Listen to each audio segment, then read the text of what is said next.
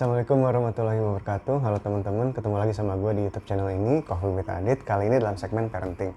Ini adalah segmen dimana gue sharing aja apa yang gue pernah baca dan apa yang gue pernah tulis atau apa yang gue tahu. Dan di sini posisinya gue nggak lebih jago dari kalian dalam masalah ini. Gue benar-benar hanya sharing aja, oke? Karena yang namanya jadi parent itu tidak ada owner's book, owner's manual ya.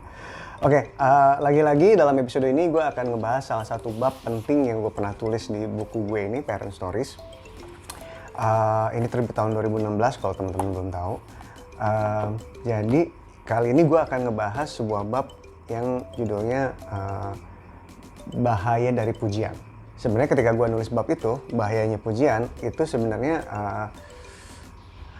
tema yang lebih besarnya adalah bagaimana pujian yang berlebihan dapat membuat anak berubah dari yang tadinya memiliki growth mindset menjadi fixed mindset. Dan itu penting banget.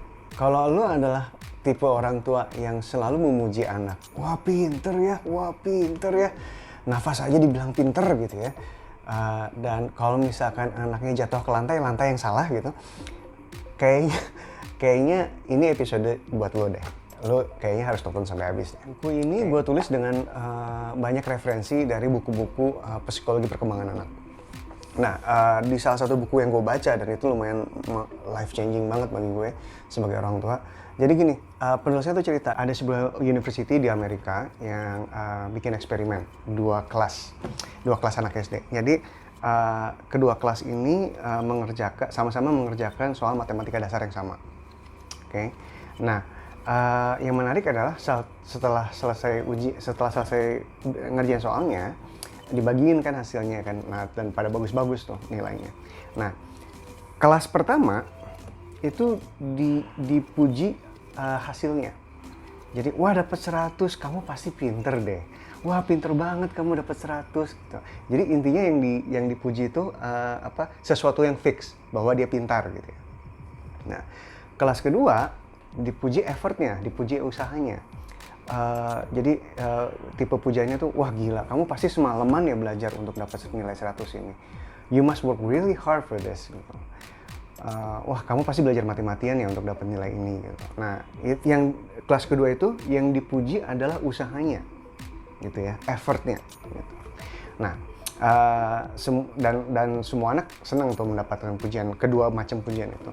Nah, selang berapa hari mereka disuruh belajar lagi untuk persiapan ujian yang kedua gitu ya.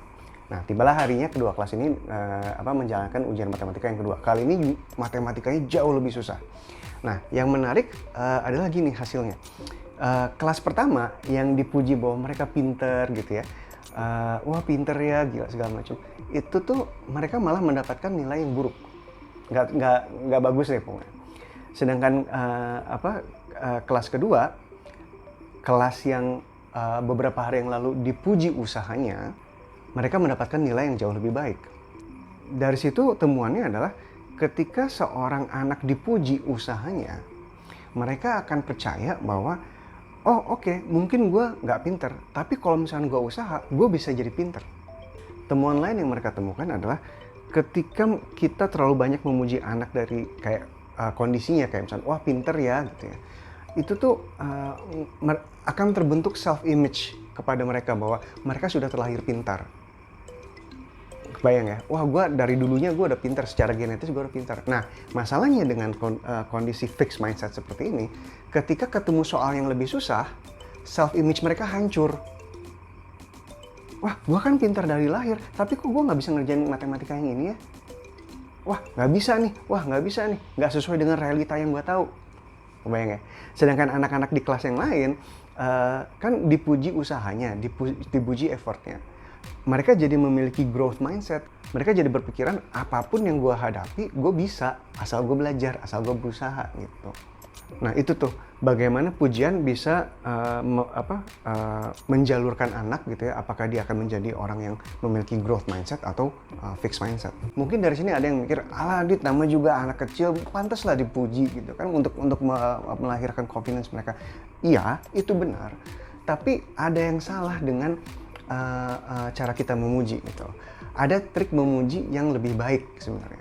ada resiko yang sangat besar ketika kita memuji terlalu sering, memuji yang bukan haknya, dan memuji terlalu cepat. Contohnya gini ya, dampaknya besar sekali. Dampak pertama, mereka bisa stres gara-gara hal kecil aja. Gue pernah baca berita. Dampak kedua dari pujian yang berlebihan, mereka jadi nggak berani mencoba sesuatu yang baru. Di sini gue punya kisah nyata. Ya, gue nggak akan bilang ya kisahnya siapa ya. Jadi gini, ada anak nih dari kecil dipuji terus pinter, ngedip aja dibilang pinter gitu ya. Mau 1+1 juga dibilang pinter segala macem. Nah, suatu hari dia berenang, dia belajar berenang dan dia tenggelam. Untuk pertama kalinya dalam hidup dia merasa gagal. Itu masih kecil banget tuh, masih kelas 1 kalau nggak salah. Lo tahu apa yang terjadi? Yang terjadi adalah 6 tahun setelah kejadian itu, sampai 6 tahun setelah kejadian itu anak nggak mau diajak belajar berenang. Di berenanglah kali pertama dia menemukan dia tidak jago akan sesuatu. Kebayangkan, self image dia hancur tuh. Aku nggak mau nyoba, aku nggak jago di situ. Loh, justru itu, kamu harus nyoba, biar kamu jago. Kebayang nggak? Pola pikir dia kebalik jadinya. Jadi pada akhirnya itu kalau nggak salah orang tuanya cerita, baru di kelas 6 lah, akhirnya setelah dibujuk sampai nangis-nangis sama orang tuanya, baru tuh anak mau les berenang. Bayangin. Sampai segitunya gitu. Sampai ada anak yang sampai 6 tahun harus dibujukin untuk mengubah untuk mengubah pola pikirnya dari fixed mindset ke growth mindset. Dampak ketiga, anak itu menjadi terlalu cepat puas dengan achievement yang terlalu kecil. Ini karena kayak gini loh, waktu kecil nih, lagi nyapu gitu ya, masih kotor. Kita bilang, oh pinter, udah bersih kok. Kita nggak berani ngoreksi bahwa itu masih kotor. Nah gara-gara kayak gitu, mereka jadi mikir, oh segini juga cukup kok. Kebayang ya? Kita pengen ngebikin confidence dia, nge-build up confidence dia, tapi kita nggak berani ngoreksi dia. Karena kita takut dengan ngoreksi dia jadi down. Padahal setiap anak butuh pujian dan butuh koreksi yang berimbang gitu.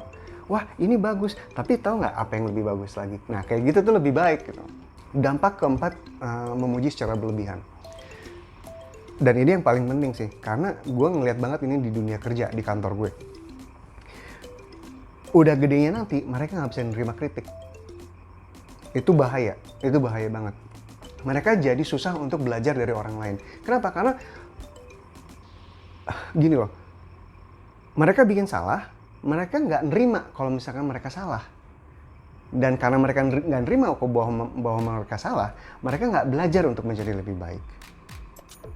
Dan itu jadi banyak konflik tuh di dunia saat anak-anak ini sudah memasuki usia kerja, masuk ke lapangan kerja. Ada orang di kantor gua, dia bikin report, ya. Dia bertanggung jawab atas report itu, atas inputnya dan atas outputnya gitu. Terus udah gitu reportnya salah, terus udah gitu kita koreksi, report lu salah. Yang terjadi apa? Yang terjadi dia nggak mau terima.